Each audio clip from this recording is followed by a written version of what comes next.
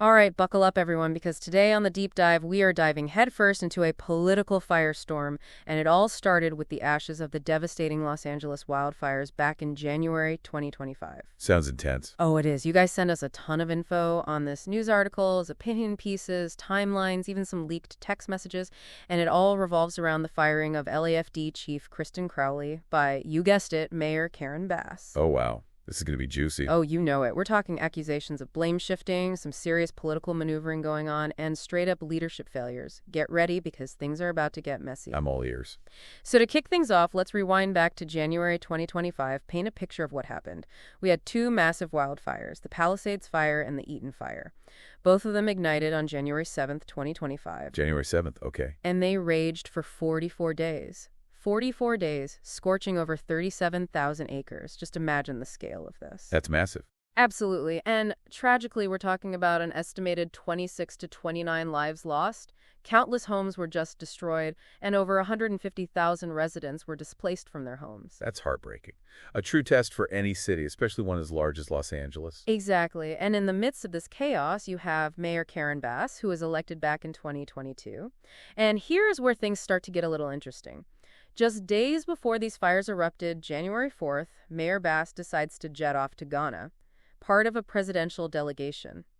Interesting timing. I wonder, what did Mayor Bass know about the fire risk before she left? Was she warned? Well, some of the sources you sent over mentioned that the National Weather Service had actually issued warnings about, get this, critical fire conditions in Southern California on January 3rd. So a day before she left. Exactly. However, there are also reports suggesting that Chief Crowley might not have explicitly warned Mayor Bass about the fire risk before she left. If that's true, that definitely raises questions about communication and preparedness within the LAFD.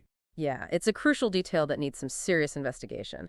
Now, let's talk about Kristin Crowley, our recently ousted fire chief. She was appointed in 2022 and made history as the first woman to ever hold this position. A landmark moment for sure, but leading a fire department, especially one as complex as LA, it comes with its own unique challenges. Challenges that were only amplified by these massive fires.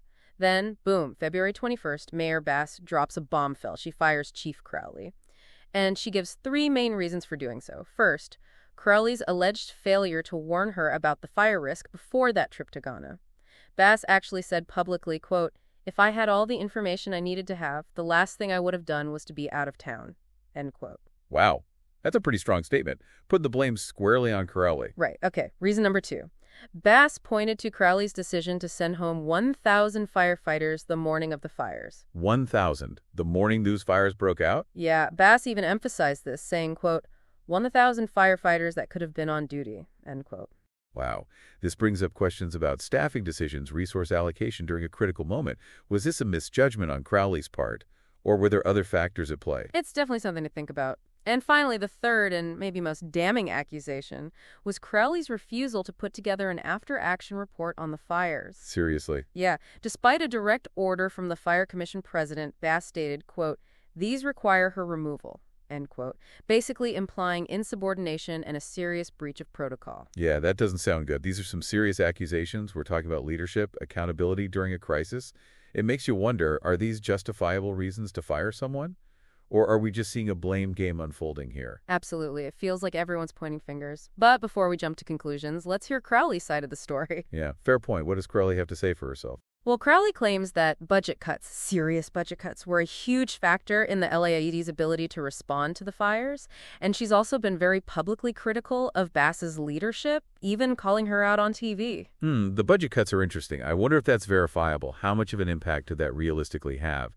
And publicly criticizing the mayor, especially during a crisis, that's a bold move. Suggests there was already some tension there, a breakdown in communication. You know it. And, get this, while Los Angeles is literally on fire, photos surface of Mayor Bass at a cocktail party in Ghana. Oh, come on. Talk about bad optics. It doesn't really project an image of a leader who's fully engaged in the crisis happening back home. Right. And then we have this leaked text message from County Supervisor Lindsay Horvath to Mayor Bass, and she's clearly frustrated over the lack of coordination between the city and the county on, of all things, press releases about the fire. Seriously, press releases during a crisis. Yeah.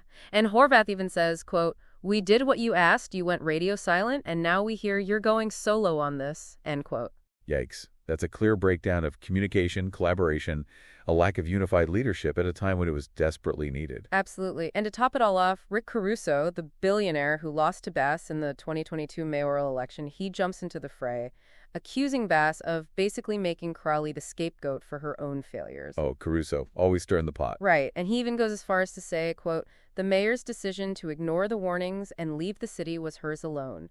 This is a time for city leaders to take responsibility for their actions and their decisions. We need real leadership, not more blame passing," end quote. Ouch.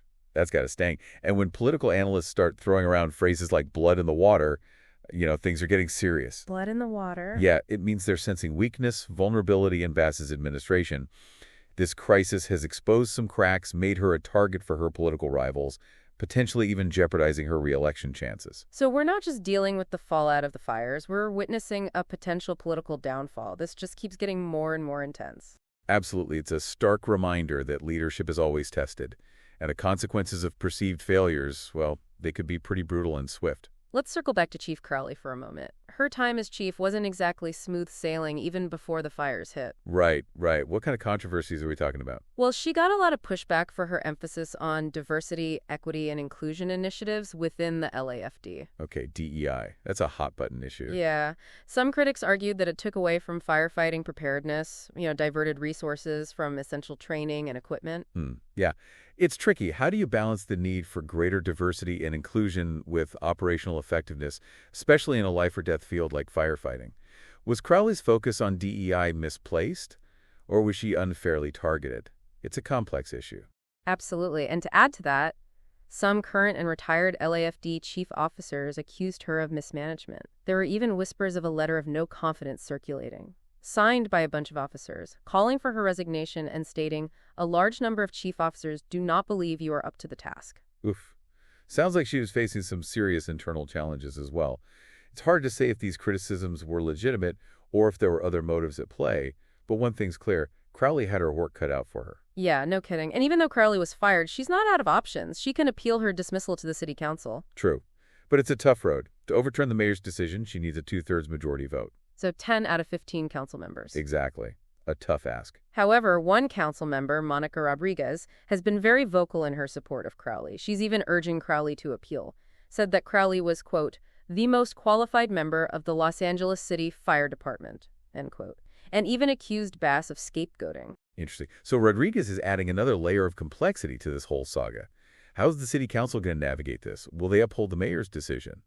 Or side with the fire chief? High stakes all around. All right, so where do things stand now? With Crowley gone, Mayor Bass has appointed retired LAFD Deputy Chief Ronnie Villanueva as the interim fire chief. Okay, Villanueva.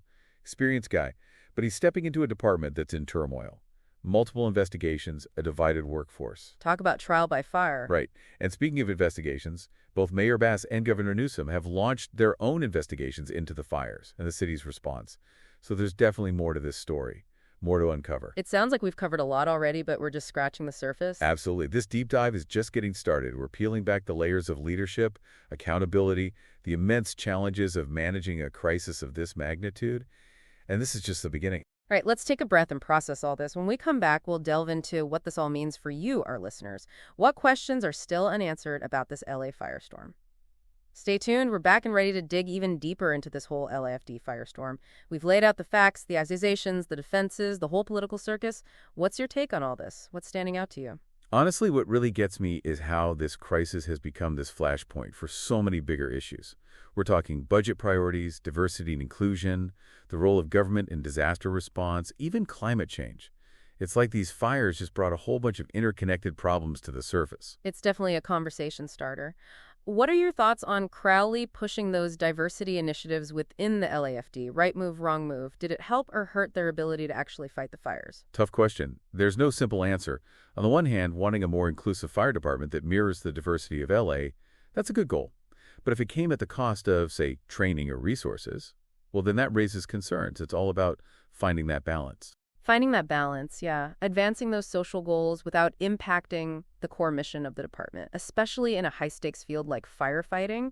It makes you wonder, could any of this have been avoided? Were there red flags that were missed? Maybe decisions that, looking back, could have been made differently? That's the question, isn't it? And that's why these investigations, the ones launched by Bass and Newsom, Those are going to be crucial. They need to figure out where the system failed, make sure it doesn't happen again. Because let's be realistic, climate change means we're likely to see more of these fires more often and more intense. This isn't a one-off. It's a wake-up call for cities everywhere to get their act together, invest in resources, training, and, yeah, strong leadership. That's essential. And speaking of leadership, how do you think Mayor Bass handled all this? Was firing Crowley the right call, or was it a political move to protect her reputation? It's tough to say. Everyone will have an opinion on that, but those photos of her at that cocktail party in Ghana while her city is burning, I mean, come on. It doesn't exactly project an image of a leader who's fully present and engaged in the crisis back home. Yeah, it kind of feeds into that perception of her maybe being out of touch, more worried about her political career than the people she's supposed to be serving. Optics matter, that's for sure. So where do we go from here? LA's got a new interim fire chief. Investigations are happening. The political drama's still going strong.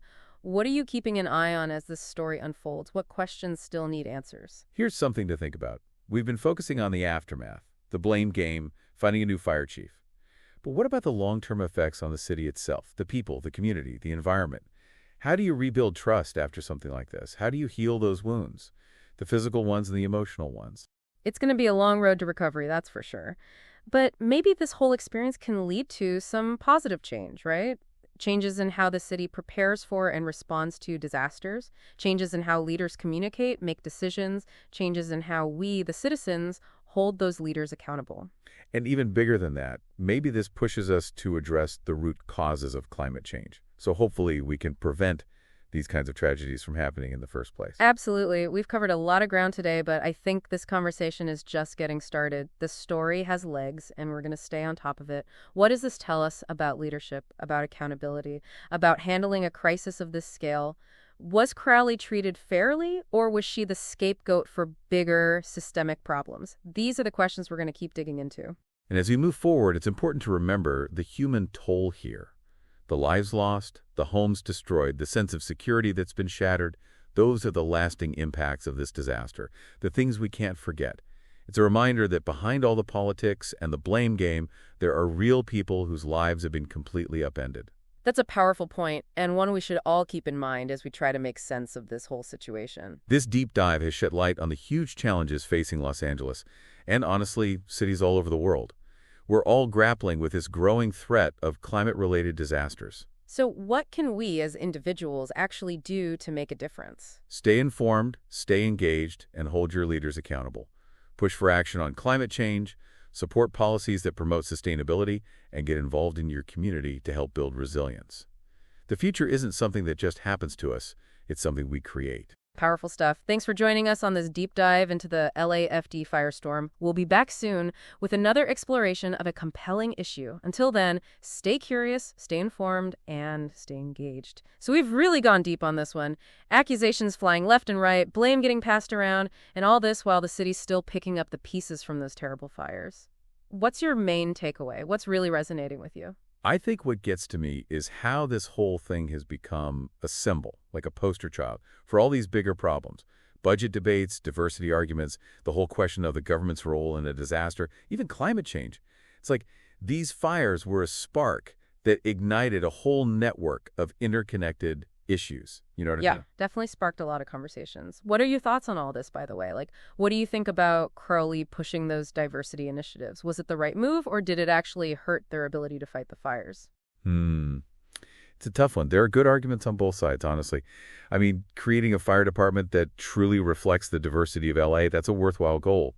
But, and this is a big but, if they sacrifice training or resources to do that, then well, that's a problem. Ultimately, it boils down to finding that balance, and that's not always easy. Striking that balance between these important social goals, but also making sure the department can still do its job effectively, its core mission, right? Especially in a situation like firefighting, where it's literally life or death.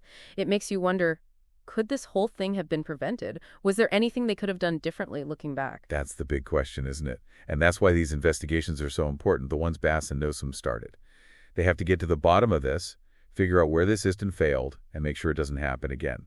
Because let's face it, climate change is real, and that means more wildfires, stronger wildfires, more often. So they got to get this right. It's a wake-up call for everyone, not just LA. Cities everywhere need to be ready for this. Invest in resources, make sure their firefighters have the best training, and, yeah, most importantly, have strong leadership at the top. That makes all the difference. Absolutely. And speaking of leadership, what's your take on Mayor Bass? Did she do the right thing firing Crowley? Or was that just a political move to save her own skin? Well, it's a tough call, and people will have different opinions. But honestly, those photos of her at that cocktail party, while LA was burning, not a good look. It makes it hard not to see her as being a little out of touch, more worried about her own career than the city itself. Optics matter for sure, especially in a crisis. People want to see their leaders being competent, empathetic, really taking charge. They need to be present physically and emotionally, leading from the front. Totally agree. So what's next? LA has a new interim fire chief. Investigations are going on, and the whole political side of this is still playing out. What are you watching for as this story develops? What questions need to be answered? Here's something to think about. We've spent a lot of time talking about the immediate fallout, right? Finding a new fire chief, figuring out who to blame. What about the long-term effects? The impact on the city, the community, the environment. How do you rebuild trust after something this devastating?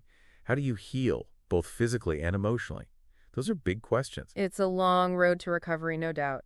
But I really do, that this whole experience leads to some real lasting changes. Changes in how the city prepares for disasters, how they respond, changes in how their leaders communicate, how they make decisions, and changes in how we, the people who live here, hold those leaders accountable. Yeah, and maybe, just maybe, this will force us to take a long, hard look at climate change, to really start addressing the root causes of these fires. Because ultimately, if we don't, this is just going to keep happening.